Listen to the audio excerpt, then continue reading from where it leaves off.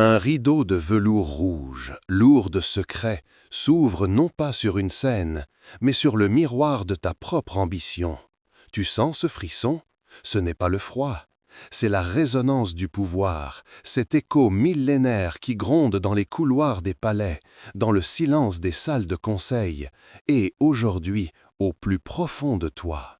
On t'a appris que le pouvoir est une couronne, un sceptre, un titre. Mensonge.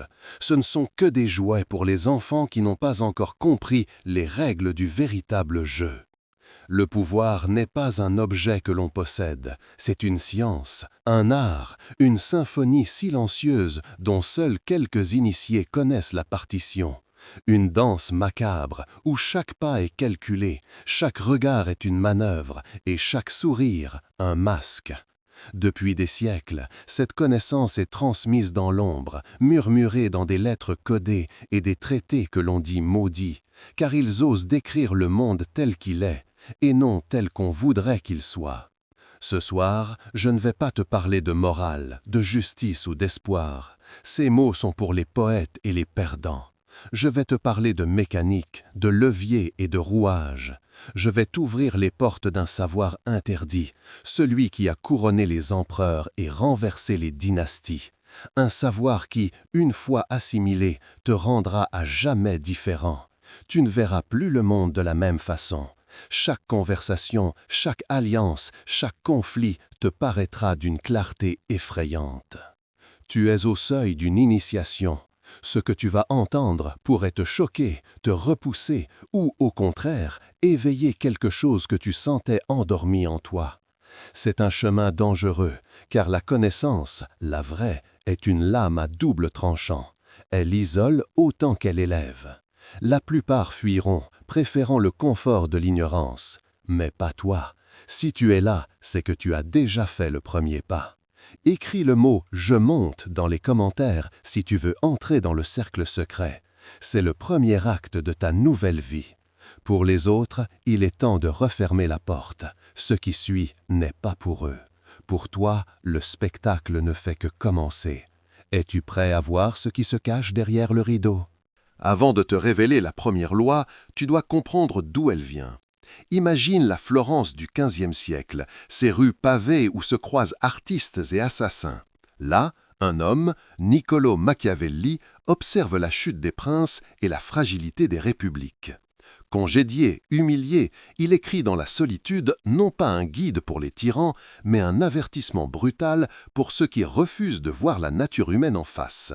Il ne demande pas « qu'est-ce qui est juste ?» mais « qu'est-ce qui fonctionne ?»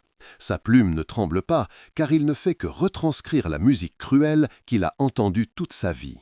Maintenant, voyageons plus loin, dans les sables du temps, au XIVe siècle. Ibn Khaldoun, un esprit immense, contemple depuis Tunis le cycle éternel des empires.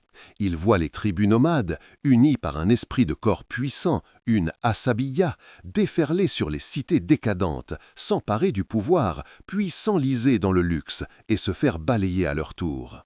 Il n'y voit aucune morale, aucune intervention divine, mais une loi quasi scientifique. La cohésion sociale est le moteur de l'histoire, et ce moteur finit toujours par s'épuiser.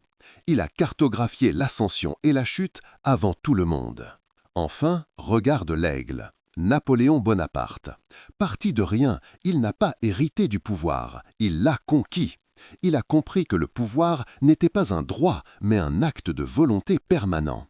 Il a maîtrisé l'art du récit, se forgeant une légende de son vivant, transformant ses soldats en dévots et ses ennemis en admirateurs terrifiés. Il est la synthèse vivante des leçons de l'histoire, le praticien ultime de ces lois que nous allons explorer. Ces trois hommes, le diplomate, l'historien et l'empereur, ne se sont jamais rencontrés. Pourtant, ils forment notre cercle secret.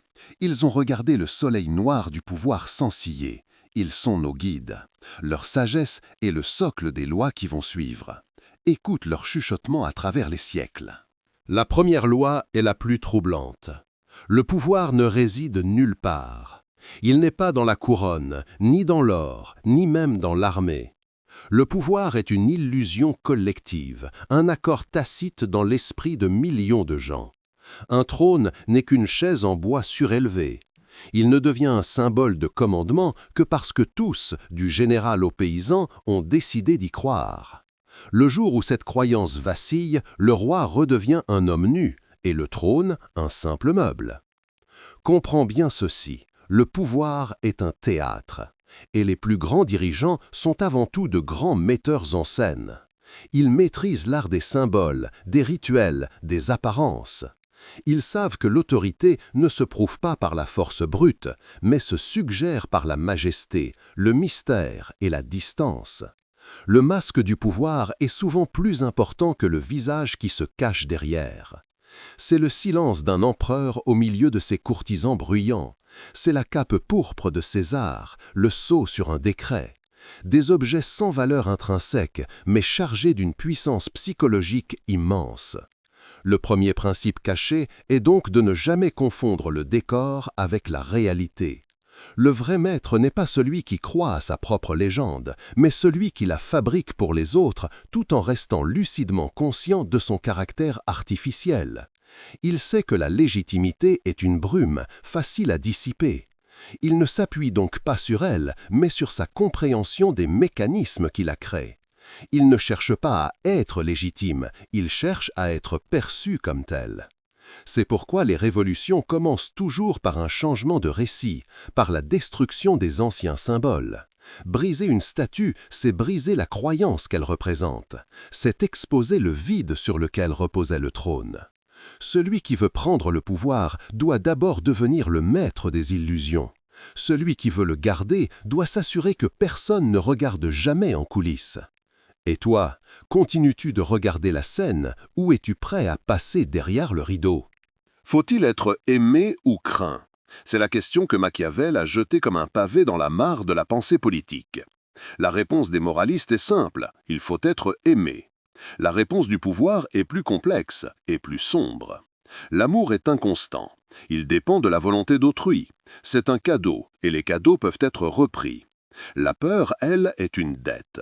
Elle dépend de ce que tu es capable de faire. C'est une monnaie bien plus stable. La deuxième loi n'est pas de choisir la peur contre l'amour, mais de comprendre leur usage. L'autorité suprême est une main de fer dans un gant de velours. Le gant de velours est ton image publique, la clémence, la générosité, la justice. Ce sont les discours qui rassurent, les promesses qui unissent. C'est la façade de la légitimité, celle qui inspire la loyauté volontaire. Sans ce gant, tu n'es qu'un tyran brutal et la tyrannie invite à la révolte. Ta cruauté doit toujours paraître nécessaire, jamais arbitraire. Mais sous le velours, la main de fer doit rester prête. C'est la capacité d'agir avec une rapidité et une détermination qui glacent tes ennemis. C'est la démonstration que la trahison a un coût insupportable. C'est la volonté de prendre des décisions difficiles, voire cruelles, pour la survie du tout. Saladin, admiré pour sa chevalerie, n'hésitait pas à exécuter les Templiers après la bataille de Hattin. Il comprenait que la pitié au mauvais moment est une faiblesse mortelle. La peur que tu inspires ne doit pas venir de la cruauté, mais de la certitude de tes actions. On ne te craint pas parce que tu es méchant, mais parce que tu es inévitable. Celui qui ne sait inspirer que l'amour sera trahi au premier obstacle. Celui qui ne sait inspirer que la peur sera renversé dès qu'il montrera un signe de faiblesse. Le maître du jeu sait alterner. Il sait quand caresser et quand frapper. Il fait en sorte que ses alliés le servent par affection et que ses ennemis n'osent pas le défier par appréhension. Le velours séduit les masses, mais c'est le fer qui garantit leur obéissance. De quelle matière sont faits tes gants? On ne te juge pas sur ce que tu es, mais sur ce que tu parais être. Ta réputation est ton armée la plus fidèle ou ta prison la plus sûre. La troisième loi est celle du contrôle absolu du récit. Le pouvoir ne se gagne pas sur le champ de bataille, mais dans l'esprit des hommes. Si tu laisses les autres définir qui tu es, tu as déjà perdu. Tu dois sculpter ta propre légende, chaque jour, chaque heure, avec une discipline de fer. Napoléon n'attendait pas que les historiens racontent ses victoires, il les racontait lui-même dans ses bulletins de la Grande Armée distribués dans toute l'Europe. Il commandait des tableaux le montrant non pas en politicien fatigué, mais en héros mythologique traversant les Alpes sur un cheval fougueux. Il savait que la perception de la victoire est plus importante que la victoire elle-même.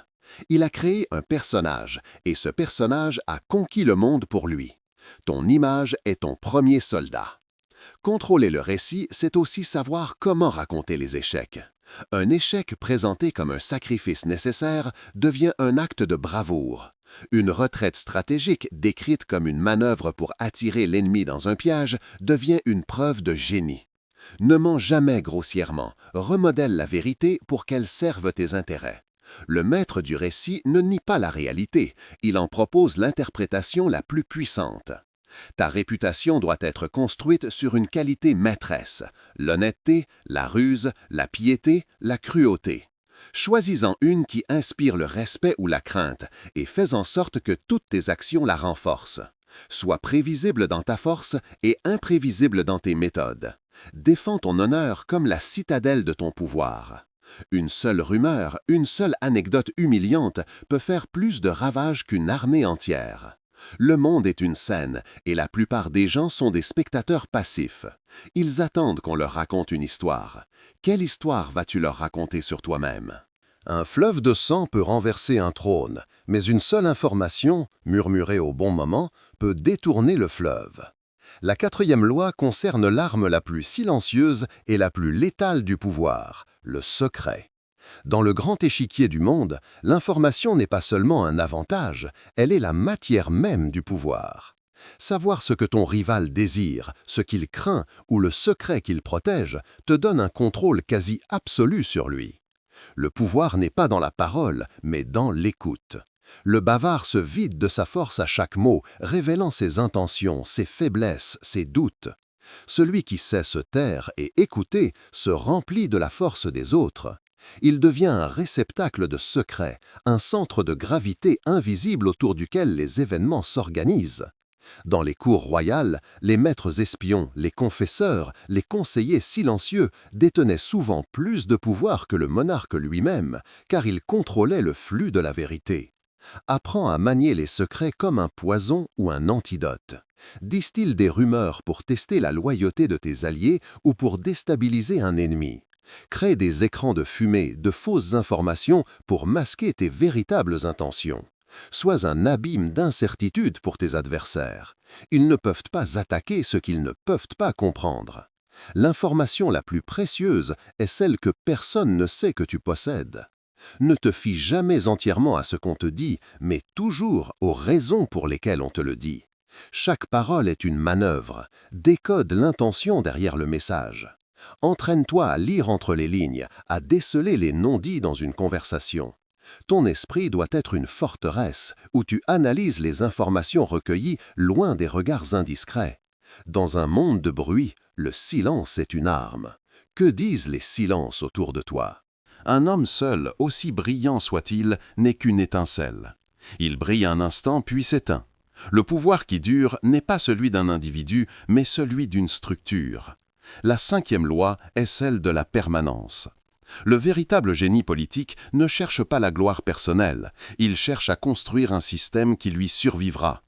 Il ne bâtit pas un château de sable à son nom, mais les fondations d'un empire qui portera son héritage.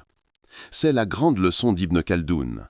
Le charisme d'un conquérant s'évanouit avec lui, mais les lois, la bureaucratie, la culture et la religion qu'il établit peuvent perdurer des siècles. Pense à l'Empire romain. Auguste a succédé à César, non pas en se proclamant roi, mais en créant des institutions, le Sénat, l'armée, l'administration, qui rendaient son pouvoir impersonnel et donc presque éternel. Il a transformé sa puissance personnelle en un système auto-entretenu. Ton objectif ne doit pas être de devenir indispensable, mais de créer un ordre où ta volonté continue de s'exercer même en ton absence. Cela demande une vision qui dépasse ta propre vie. Tu dois penser en termes de décennies, de générations. Tu dois créer des règles du jeu qui favorisent la stabilité et la continuité de ton pouvoir. Tu dois former des successeurs qui ne sont pas des copies de toi-même, mais des gardiens du système que tu as créé. L'ambitieux cherche à être au sommet de la pyramide. Le visionnaire, lui, construit la pyramide. Il en dessine les plans, il en choisit les pierres, il s'assure que sa structure est si solide qu'elle résiste au temps, aux trahisons et à la folie des hommes. C'est le pouvoir le plus subtil et le plus profond, celui de définir les règles auxquelles les autres joueront longtemps après ton départ. Quelle est l'œuvre de ta vie? Un nom dans un livre d'histoire ou l'histoire elle-même? La confiance est un luxe que le pouvoir ne peut s'offrir. La 6e loi est une leçon glaciale sur la nature humaine. Tes amis te trahiront plus vite que tes ennemis. L'amitié engendre l'envie, la familiarité, l'ingratitude. Un ami attend de toi des faveurs, se sent en droit de te critiquer et connaît tes faiblesses. En lui donnant du pouvoir, tu ne fais que lui fournir le poignard avec lequel il te frappera. Un ennemi, en revanche, est une bénédiction. Il n'attend rien de toi, si ce n'est ta chute. Ses intentions sont claires. Il te maintient en alerte, t'oblige à être plus fort, plus malin. En le gardant près de toi, sous ta surveillance, tu peux anticiper ses mouvements, comprendre sa stratégie et même, parfois, le transformer en un allié involontaire. Un ancien ennemi rallié à ta cause sera souvent plus loyal qu'un vieil ami, car il a tout approuvé et craint davantage ton courroux. Ne sois jamais aveuglé par les liens personnels. Le pouvoir est un jeu d'intérêts, pas de sentiments. Tes alliés ne sont pas tes amis, ce sont des partenaires dont les intérêts coïncident momentanément avec les tiens. Apprends à les utiliser, à les récompenser, mais ne leur accorde jamais une confiance aveugle. Sois toujours prêt à l'idée qu'ils puissent changer de camp si le vent tourne.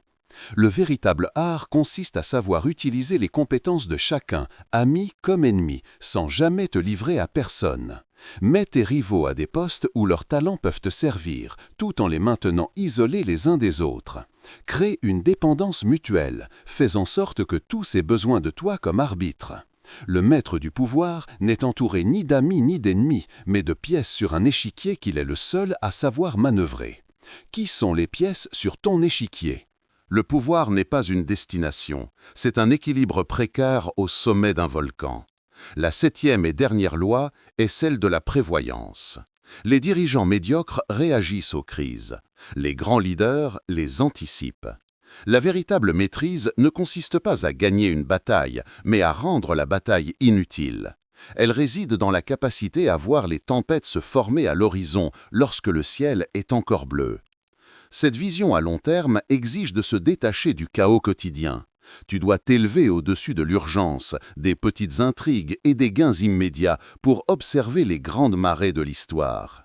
Quelles sont les tendances profondes qui façonnent ton époque?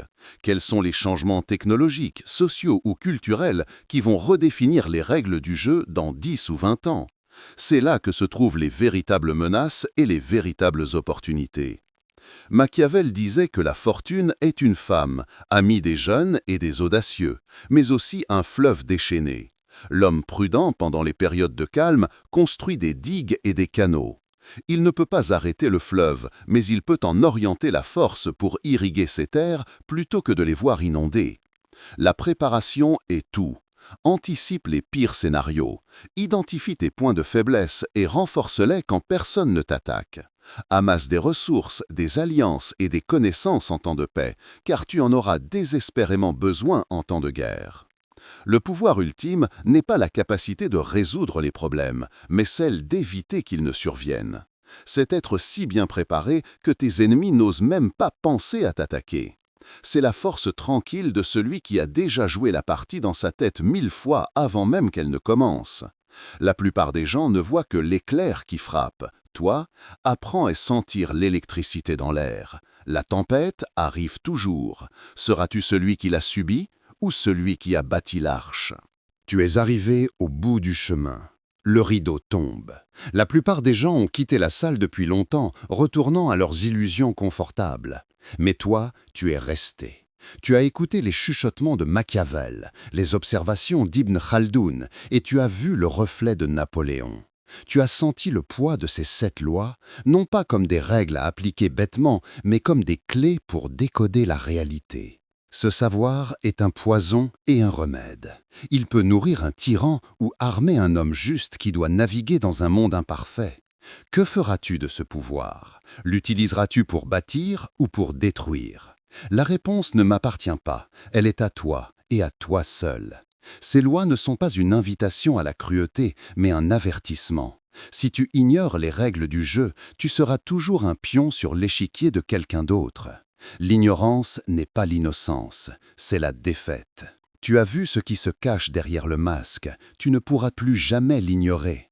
Tu verras ces lois à l'œuvre partout, dans ton travail, dans tes relations, dans la politique mondiale. Le monde est désormais pour toi un texte codé, et tu possèdes le chiffre pour le lire. C'est un fardeau et un privilège immense. Bienvenue dans la lucidité. Si tu es arrivé jusqu'ici, tu n'es pas comme les autres. Tu as prouvé que tu cherchais quelque chose de plus. Ce n'est que le début. Le savoir est un océan sans fin. Abonne-toi et entre dans le cercle secret. Le voyage ne fait que commencer.